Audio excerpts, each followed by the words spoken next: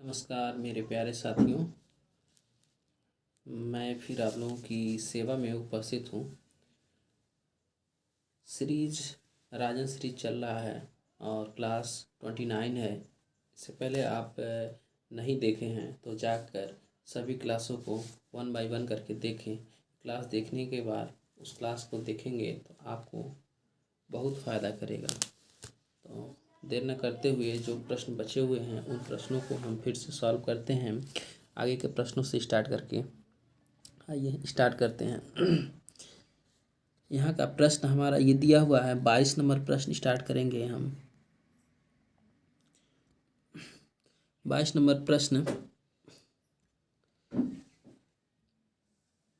देखिए, कहा गया है किसी संख्या का 1/4 भाग कहलाता है। आप किसी संख्या का 1/4 भाग लेंगे तो वो कितना आएगा? कितना आएगा? आप किसी भी संख्या का लेंगे 1/4 भाग तो ये आएगा। कैसे, वो भी देख लेते हैं कि कैसे ये आ रहा है। उसको भी देखना बहुत ज़रूरी है। ठीक, आइए देखते हैं। माना वह संख्या क्या है? माना वह संख्या 100 है। माना वह संख्या क्या है? 100 है। तो आइए 100 का 1/4 100% मान लीजिए। 100% का 1/4 निकालेंगे तो क्या है? 4 से ये कटेगा, कितना? 25, यानी 25%। ठीक है, उम्मीद कर रहे हैं कि आपको समझ में आ रहा होगा। ठीक है, आइए नेक्स्ट पर चलते हैं। राहुल अपनी आय का 80% खर्च करके 120 बचाता है तो उसका मासिक आय होगी।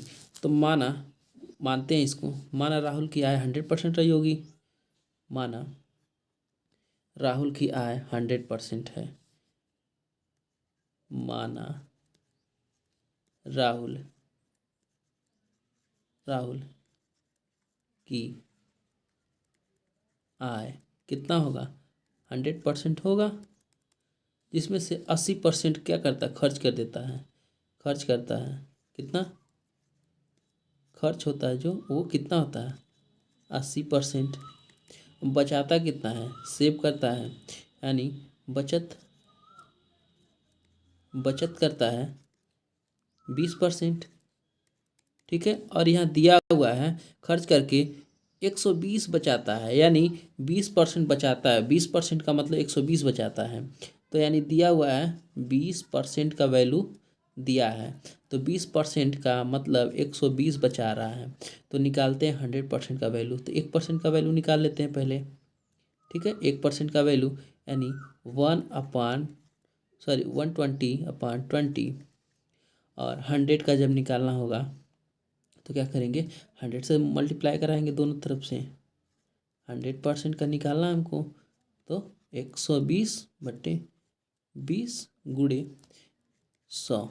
ठीक, अब देखिए यहाँ से 20 बचे, क्या आ जाएगा? ये 20 पचे 100, और यहाँ से ये गुणा करेंगे तो 5 और 12 का गुणा करेंगे तो 60 हो जाएगा। और एक जीरो यहाँ पे है, वो जीरो हम यहाँ पे लगा देंगे तो कितने रुपए आ जाएंगे? 600 रुपया। उसकी आय जो है 600 रुपया वो कमाता है एक दिन में। ठीक है, यानी उसकी आय जो है वो इतनी, मासिक आय 600 रुपया है। ठीक, उम्मीद करते हैं कि आपको समझ में आ रहा है। आइए दूसरे प्रश्नों पर चलते हैं। दूसरा प्रश्न कह रहा है कि चित्रलेख तकनीकी का विकास किया था। तो चित्रलेख तकनीकी का विकास डॉक्टर ऑटो न्यूरैथ ने किया था। ये याद करने योग्य है कि आप इसको याद करके रखेंगे। ऑटो न्यूरैथ नाम है इनका। इन्होंने चित्रलेख तकनीकी का विकास किया था। ठीक, आइए दूसरे प्रश्न पर चलते हैं। दिया हुआ है 25 नंबर प्रश्न है। निम्नलिखित में चौड़ाई नहीं होती है। तो देखिए, चौड़ाई दंड आरेख में भी होगा, आयत में भी होगा, रेखा चित्र में और वृत्त में।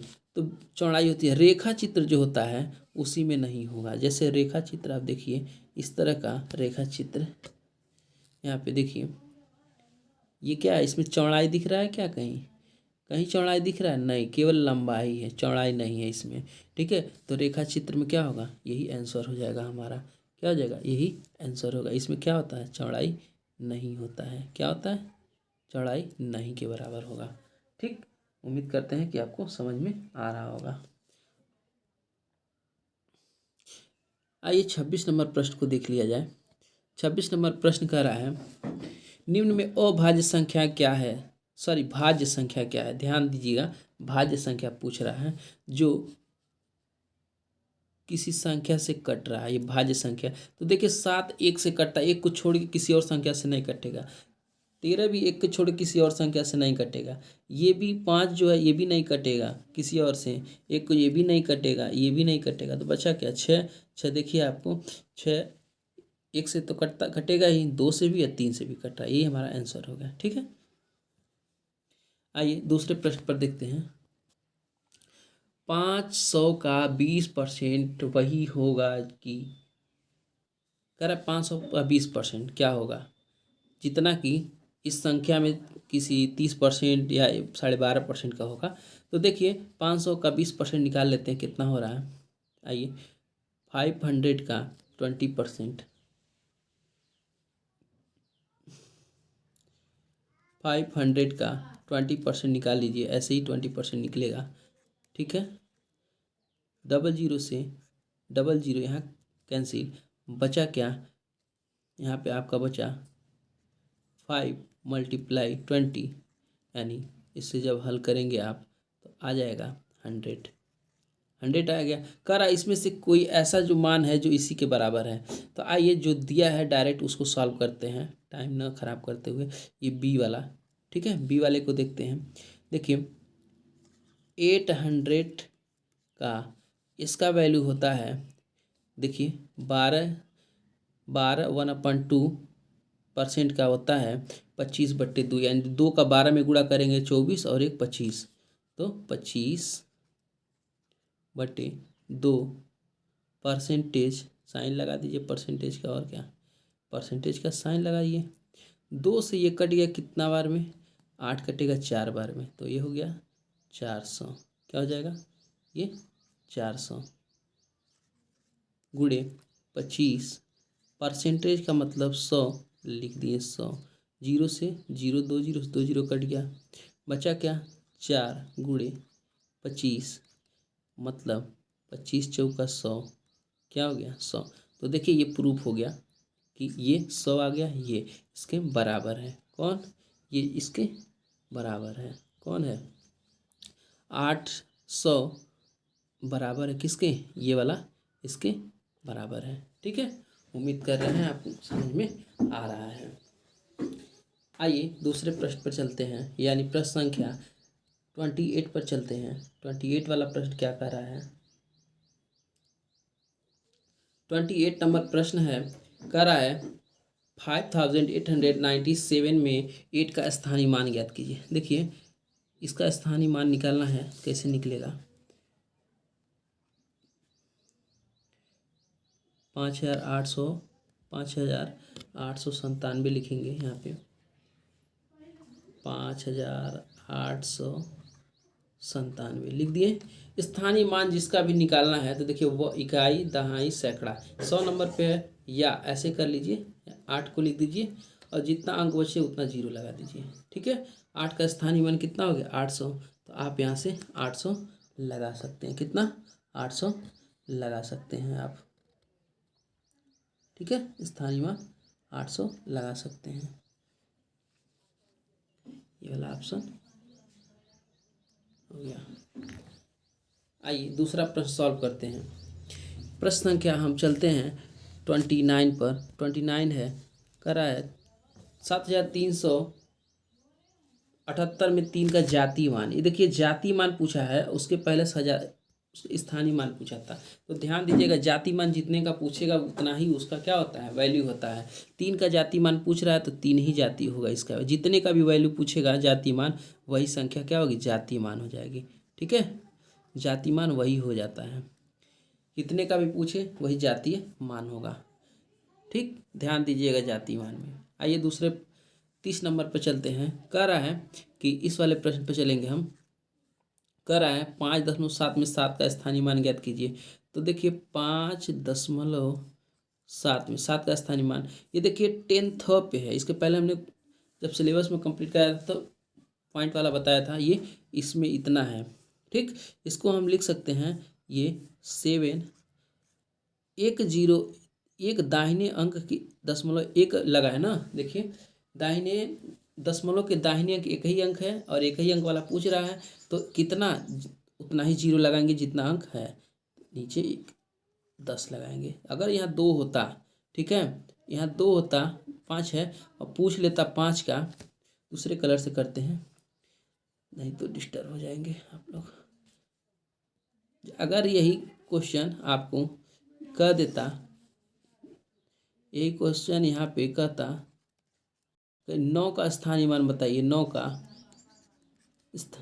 का जाति सॉरी स्थानीय मान, स्थानीय, ठीक, मान, तो आप इस लिखते हैं 9 बटे, देखिए पॉइंट के कितने अंक बाद 9 है, 1 2 अंक ना, तो नीचे 1 लिख के 2 जीरो बढ़ा देंगे, ये वाला आंसर होता है। वैसे 7 पूछा है तो 7, 1 अंक बाद है तो 10 लगाएंगे। ठीक, उम्मीद करते हैं कि आपको समझ में आ रहा है। आइए अगले प्रश्न पर चलते हैं। 31 नंबर प्रश्न पर, 31 नंबर प्रश्न कह रहा है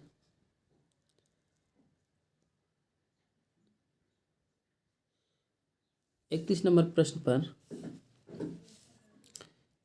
31 नंबर प्रश्न में इसका उत्तर क्या होगा देख लेते हैं पहले और सॉल्व करते हैं। इसका उत्तर दिया हुआ कोई नहीं, ठीक है, कोई नहीं, तो फिर भी सॉल्व करते देखते इसका आंसर क्या होता है। कोई नहीं दिया है, इसका उत्तर होता क्या है वो देख लेते हैं। देखिए लिखेंगे हम 3, थोड़ा छोटा कर दें हम, पूरा स्क्रीन आ गया है। देखिए 3